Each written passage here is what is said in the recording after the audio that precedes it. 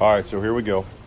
Got the windows for an incredible price. We'll go over prices and all that kind of stuff later. But got the windows for an incredible price. So today I want to cut them in, try to beat some of this rain that I'm sure is on the way.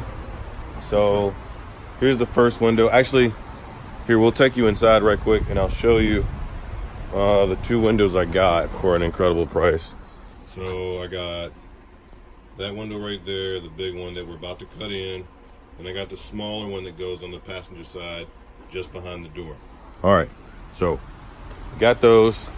I also picked up a bunch of other supplies today, but as we put those in and or use them, then I'll show you what that is. Let me look on the porch to see if my door came, because my door should be here today, and the door hasn't arrived. But the door's coming. I'm really excited about putting the door in, but let me show you here. So basically, what I am going to do. So if you look here at this line, that one right there, that is 8 1/4 from the top. So what I'm gonna do is I'm gonna first start by marking that line. Oh, and I'm using this frame right here, which is the inside window frame. These windows came out of a 40-foot RV that had some rot. So here's the thing. So these lines right here are 8 1/4. So I'm gonna start there. I'm gonna draw a line completely across the top to find 8 1/4 so I can be sure that we cut that line. Next thing I'm gonna do is I'm gonna measure the distance from the top and the bottom of the frame, and I'm gonna measure down and I'm gonna draw that line. I'm gonna go all the way across. Put the bracket back up there, and then I'm gonna kind of figure out where I want, make a little mark. Make a mark all the way down on that line, and then measure the distance of the frame and mark all the way across. Make another line, put the frame up there to make sure I got it right, and also to draw the corners. Cut it out. In theory, this should work. So let's see what happens.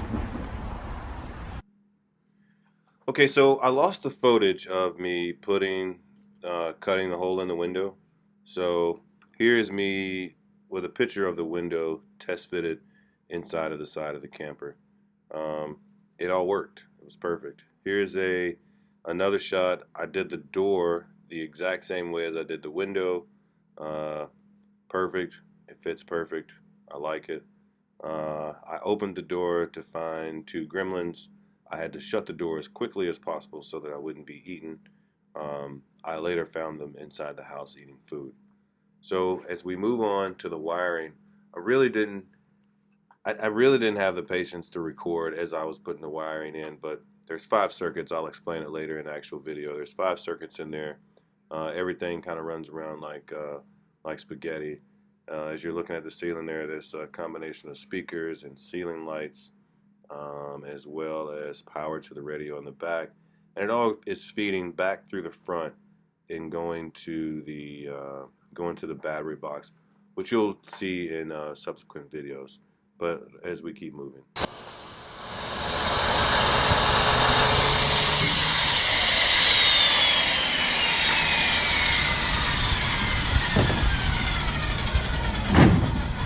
Alright, so this is our rough cut sheet right here. It should slide right in. Come take a look at the wires as I'm gonna have to disconnect them all so we can set it in here. So here's my wiring panel, my switch panel that I put in. There's a couple of wires that we couldn't hook up, such as this one and that one and that one, because we actually did hook up this one, but anywho, we have to take them all out, which is no big deal. I know where they all go, so we can attempt to put the wall up. So basically what I have here is I have 5 circuits, and we'll be able to push the wall flat enough against there. Anywho, we got 5 circuits. They're all run down to the front, down right there. Oh, and that reminds me, we have to cut the the next piece. So anyway, I needed to make one adjustment, and I'll be right back. You got a haircut, man.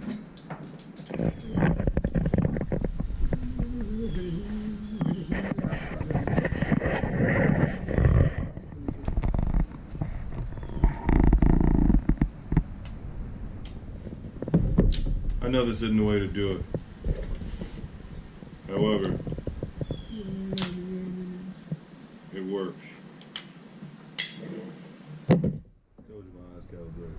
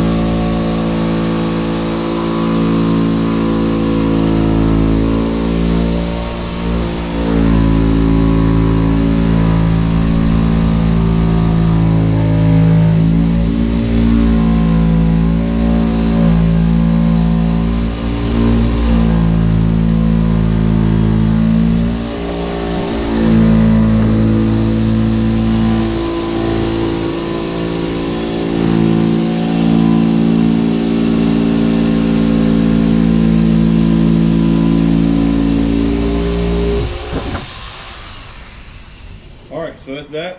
So what we're going to do now is turn this thing around and then cut the door out. So what I suspect what we're going to have to do is once we put it back up there where you saw me trace it out, like I told you, I lost about 1/8 of an inch. So where you saw me trace it out, I'm still going to have to go back up there and I'll use the plywood that's already up there as a guide. So any extra that's hanging over that won't allow the trim piece to fit in, what I would do is I'll take the jigsaw and just set it up there, like I said, using the hole that's already up there as a guide to make the hole exactly how we need it. So let's turn this guy around like this, and let's get the door cut out.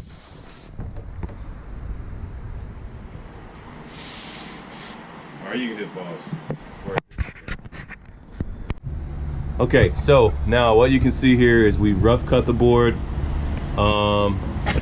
Also, you see that I'm not coming all the way to the back. That's like a little utility area, but I rough cut the board. My wife is gonna hold it up steady right there. Right there where her left arm is where the door is located. And right there somewhere in the middle is where the window is gonna be located. So the way we did this on this side, which seemed to have worked, is we just took our handy dandy pencil here, which we need to sharpen right quick. Hold on. We just took our handy dandy pencil.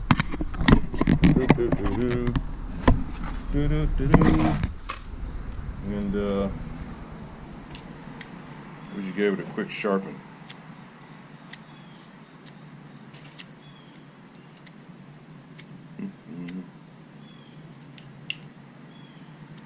Okay, so here's how we're doing this here. You're up here by the door, right? All right. I'm gonna start on your left side, and we're basically just gonna trace the door out like so. This was the little difficult part right there, that little turn. Because if you get that turn wrong, the turn's wrong.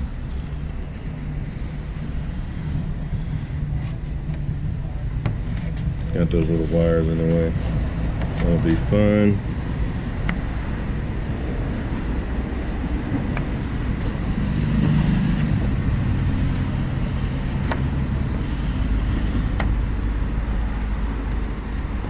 Okay, that's the door. Now with this, I'm going to stay to the outside of the line. And I say that because the pencil here is kind of giving me like 1/8 of an inch. I tell you what, when you're trying to put that trim in, 1/8 of an inch matters, man. That's what she said.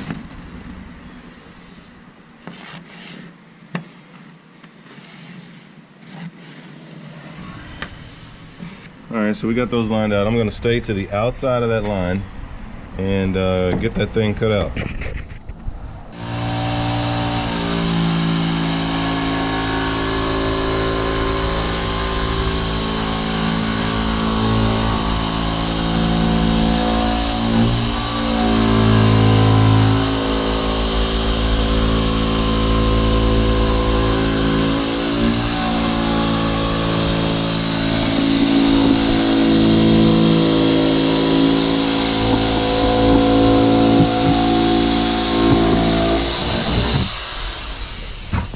Okay, so now we've got the door cut out, got the window cut out. Let's take a look and see how everything fits.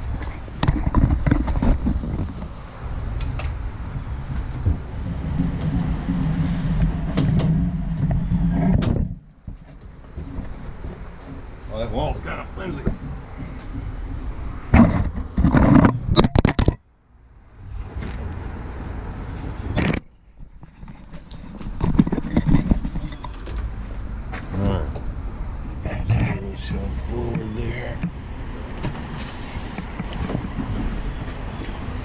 Oh, that's not too bad, actually. Get those wires back where they go. Huh. Let's check the floor there. That side, we can go up. Probably take a little bit off the top there. You can see that's probably about 1/8 of an inch or so. And that frame fits in there pretty dang on tight. Yeah, so let me go grab the frame to the door right quick and frame to the rear window. But I don't know if there's gonna be much or if any trimming needed. All right, so we're getting close to calling it a night. Pretty close anyway, because it's Sunday.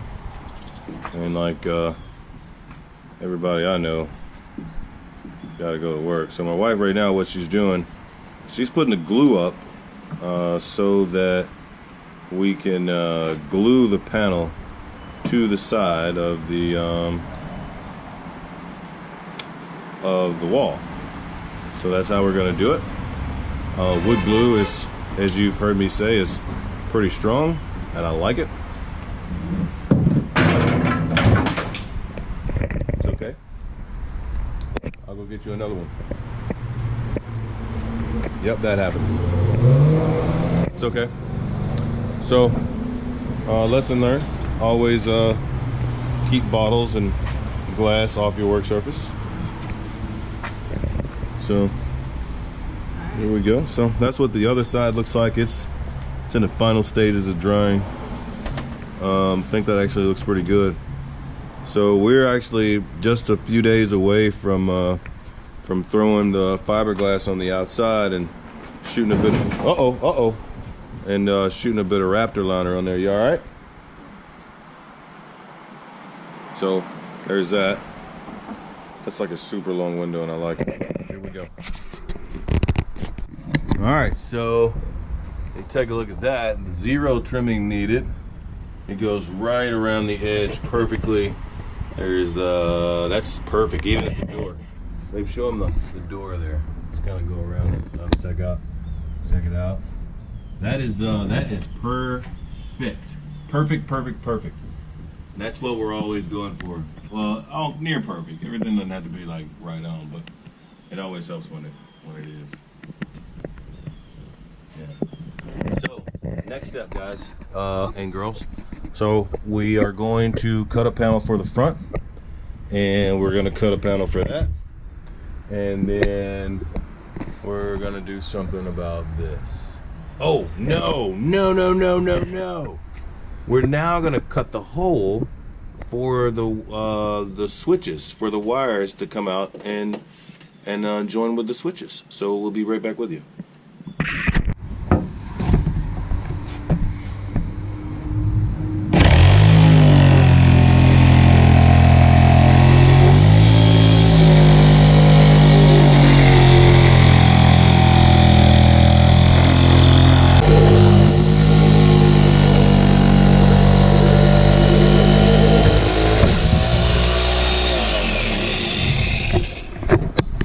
Okay, we've got the hole cut, as you can see.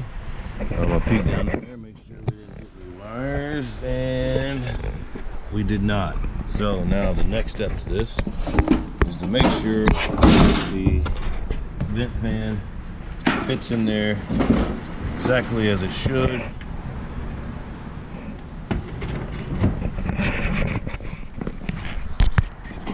Let's see what we got.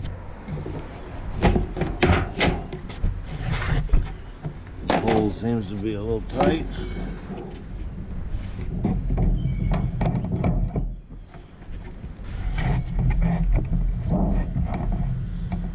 we're going to open her up just a little bit. Okay, we got that thing to fit flush. I took a little extra cutting, which I was a little nervous about. Let's get down and take a look at it from the ground.